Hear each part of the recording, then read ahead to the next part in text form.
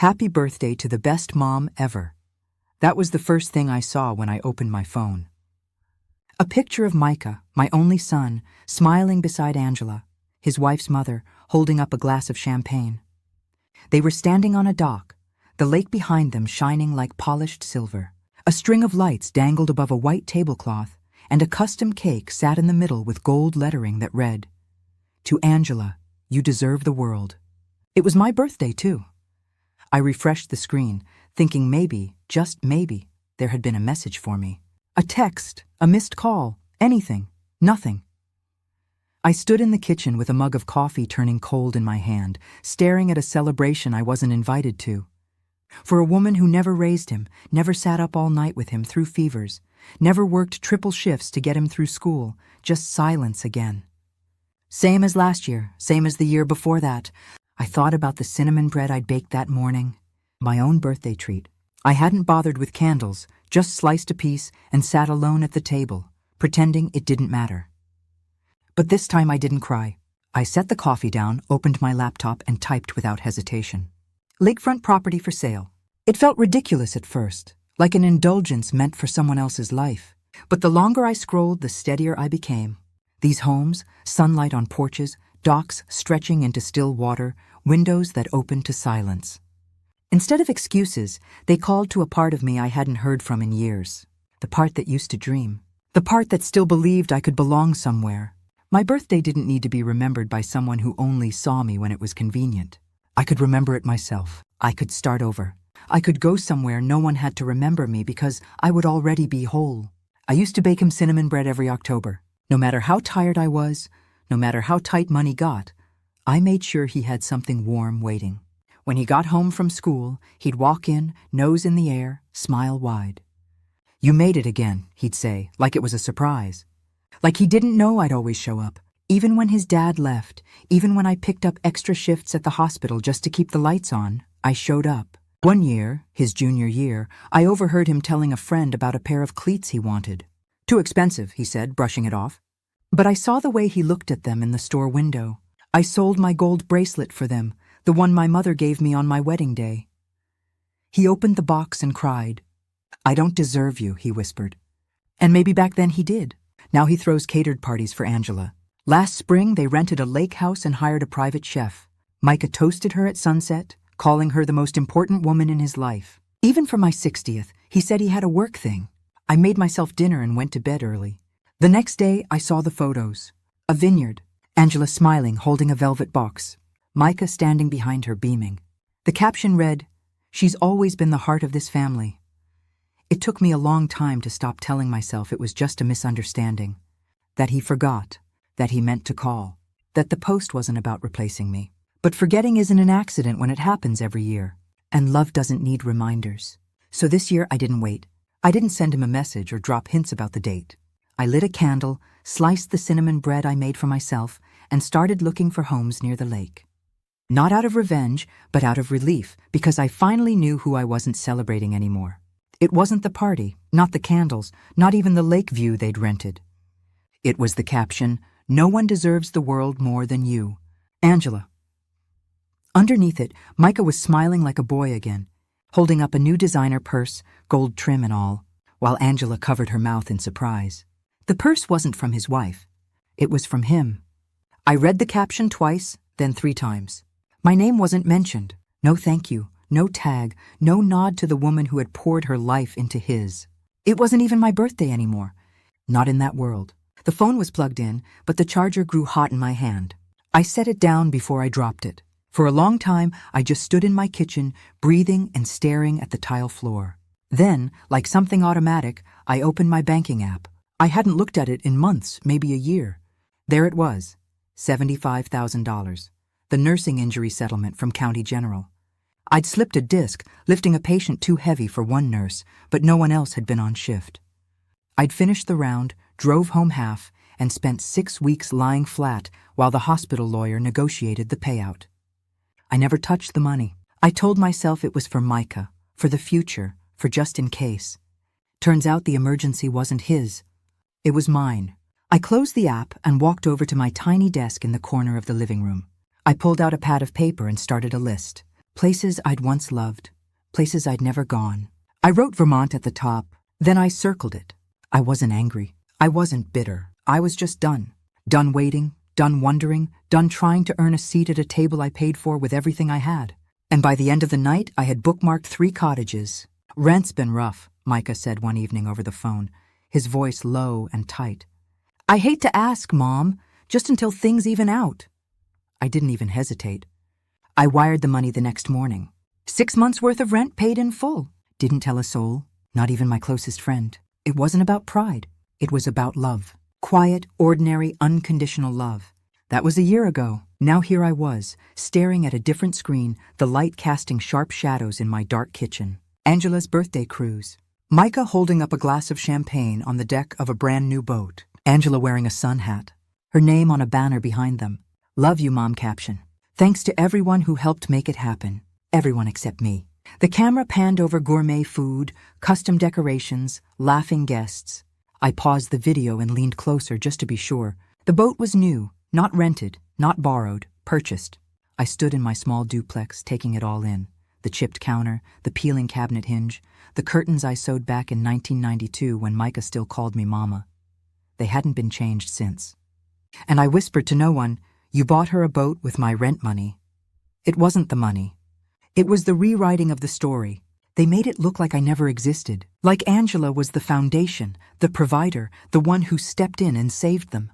But I was the one who took unpaid leave when Micah had surgery at 12. I was the one who skipped meals so he could go to basketball camp. And now I was the one watching my sacrifices show up in someone else's celebration. That night I didn't sleep. Instead, I sat up at the kitchen table and opened the listings again. I found the yellow cottage near the lake, quiet porch, no one else's name on the mailbox. And this time I didn't hesitate to email the agent. I found it in 2 clicks. A pale yellow cottage tucked near the Vermont lakes, small but sunlit, with a wooden porch that wrapped around like an embrace. A dock just wide enough for 1 chair. Silence included. The real estate agent's voice crackled through the line. "Are you ready to buy?" I didn't pause. "Cash," I said. 2 weeks later, the keys were in my hand.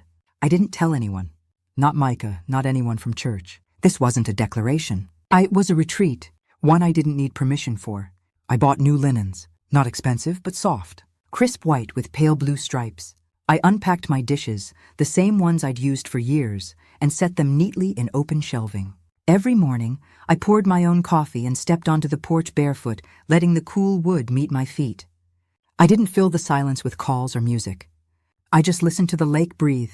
There were no voices asking me to explain, no one telling me what I owed them. I slept better that first night than I had in years. I woke up early, baked a small peach tart, and sat out on the dock with my plate on my knees. I didn't cry.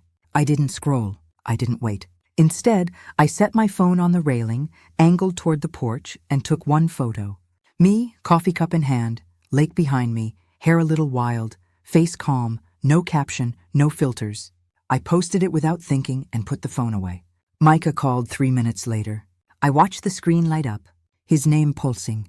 Then I let it go dark again. Not because I was angry, but because I had nothing left to explain. I was done proving I mattered. And as the sun warmed the porch, I realized this was the first birthday I hadn't been forgotten because I had remembered myself. 3 missed calls, 2 voicemails. Then the text arrived, short and polished. "Let's talk. Come to dinner Sunday. No happy birthday. No, we're sorry. Just control dressed up as concern." I went not for them, but for closure. Angela opened the door, arms outstretched like we were old friends. "You look great. We missed you. You didn't answer your phone." I gave her a small smile and stepped inside. Micah was already at the table. 2 wine glasses poured. He stood halfway, like he wasn't sure if he should hug me or stay seated. He chose neither. Dinner was roasted salmon, white cloth napkins, not paper. I recognized the effort and the performance.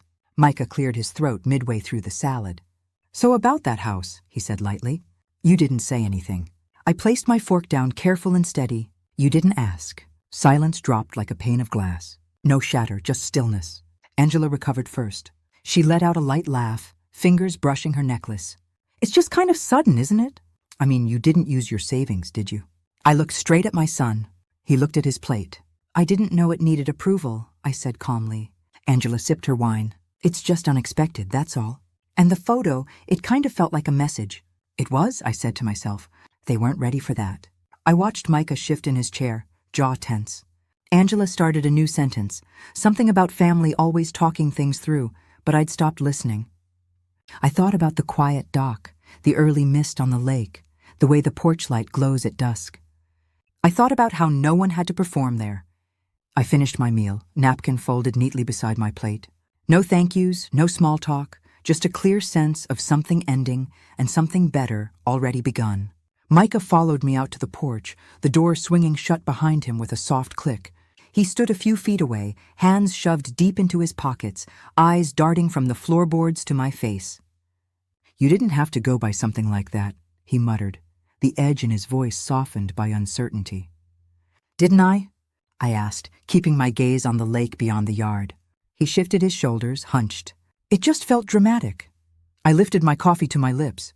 "It felt quiet to me." He hesitated, then said it. "You could have asked us for help." I turned fully to him, meeting his eyes with a steadiness that made him blink, like you asked me when you used my money for Angela's boat. His jaw dropped slightly. "You knew." "I know more than you think," I said, my voice calm but final. "I know exactly where my sacrifice went, and I know how long I've been invisible in this family." He opened his mouth, closed it again, as if every excuse had turned to dust. "I didn't mean," he began, but the words never finished. "I'm not here to hear what you didn't mean," I cut in gently. "I'm here to decide what I do next." The silence between us swelled heavy and electric. He shifted again, hands gripping the railing, but he didn't try to stop me. I set my coffee cup down, walked back inside, and left my plate on the table where the half-eaten dessert still sat. I didn't say goodbye. Angela's voice floated from the kitchen, calling for Micah, but he didn't move. I picked up my bag from the chair, slung it over my shoulder, and walked out the front door into the night. The porch light caught the edge of my car door as I opened it, the sound of the lake already in my mind as I turned the key. Angela texted the next morning. "I hope we didn't hurt you. You've always been like a second mom." I stared at the screen, thumb hovering. Then I deleted it. Not because I was angry. Anger had come and gone. I deleted it because it didn't belong. A second mom, as if I'd just floated nearby all these years. A backup character, as if the scraped knees, the parent-teacher conferences, the dinners stretched on coupons had never happened. I opened a drawer in the cottage and pulled out an old photo envelope. There was Micah, 10 years old, braces flashing, holding a bunch of red balloons. I'd stayed late at the hospital 3 nights to afford. His cheeks were rounder than his smile, unguarded. The sign behind him read, "Happy birthday, buddy." He used to call me his hero. I didn't cry, but I did sit on the edge of the bed for a while, trying to remember when exactly I became invisible. It hadn't been one big moment, just a series of smaller ones. Forgotten texts, missed calls, invitations that never came. A week passed. No more messages, no apology, no knock at the door. So I bought a can of paint. Coral, not soft, not loud, just warm, alive. I painted the cottage door with slow, steady strokes, watching the wood absorb the color like it had been waiting. Then I hung a sign just beneath the bell. "Come in if you mean it." No more reminders, no more performance. I brewed coffee the next morning and watched the steam curl toward the window as the lake shifted in the breeze. For the first time, I felt the house breathing with me, not holding anyone else's silence, not aching for someone to remember me. I set an old photo of Micah on the mantel, not out of nostalgia, but because I needed to see it one last time. Then I tucked it away in a drawer, and in the space it left behind, I lit a candle. 2 months passed before anyone in the family reached out. It was Elodie, my niece. She called on a Thursday afternoon, said she was passing through Vermont, and asked if she could stop by. I almost said no, but something in her voice sounded honest, unscripted. When she arrived, she brought a small bouquet of tulips wrapped in brown paper. "I didn't know what color you liked," she admitted, brushing hair from her face. "I like all of them," I said, taking the bundle gently. We sat in the kitchen. I poured 2 mugs of coffee and cut slices of apple loaf I'd made that morning. Elodie took a bite, then exhaled through her nose like it was the first warm thing she'd had in days. After a pause, she looked up. "Micah told the family you moved out of spite." I didn't flinch. "I moved out of peace," I said quietly. "That's not the same thing." She nodded slowly, setting her cup down. He's angry you didn't leave the inheritance to him. I got up and opened the side drawer where I kept the new documents. The trust was simple. My assets, my terms. I handed it to her and pointed to the last page. To be distributed to those who show up, even when there's no celebration. Elodie read it in silence. Then her eyes welled, and she closed the folder carefully. I didn't come here for money, she said. I know, I replied. She stood, walked around the table, and hugged me. No words, just warmth. That's how I knew she meant it. Later that evening, after she left, I folded a spare quilt and placed it in the guest room, just in case someone ever came again, not to take, not to question, but simply to be here. I lit the porch light and left the door unlocked. Not for Micah, not for anyone in particular, just for the possibility of love without performance. Then I made myself a second cup of coffee and sat on the porch until the sky turned lavender. The cottage smells of brewed coffee and pine. The windows stay open most mornings, letting in air that feels like a beginning. I hung one of Micah's old drawings on the fridge last week, a crayon sketch of a dragon signed with shaky letters and a crooked heart. I didn't hang it to remember the boy he was. I hung it to remind myself of the woman I became, the one who poured love into every meal, every ride to school, every scraped knee, and overdue bill. The one who still wakes early, not for anyone else, but because she wants to see the mist lift off the lake. I don't need reminders to feel full anymore. I set my own table now. Sometimes alone, sometimes with a neighbor or a traveler passing through, but always on my terms. Always with peace. I stopped checking for messages, stopped rehearsing conversations that would never happen, stopped waiting for someone to knock who never intended to come. The lake is still today. I sat beside it for an hour this morning, watching the sun rise slow and sure. It cast my reflection long across the water, soft and steady. And I looked at her, the woman staring back, and thought, this is what surviving looks like. Not bitter, not loud, not waiting to be chosen, just alive. There's no need to explain myself here. No performance to keep up. The cottage holds my silence like a friend, and the wind through the trees hums a song that sounds a little like freedom. Micah hasn't called again, but Elodie sent a postcard. Just a watercolor of a dock and a line that read, "It's peaceful where you are." She was right. I tucked it behind a magnet next to the dragon drawing, poured another cup of coffee, and opened the front door to let in the light. The cottage stays quiet, and for the first time in years, so do I.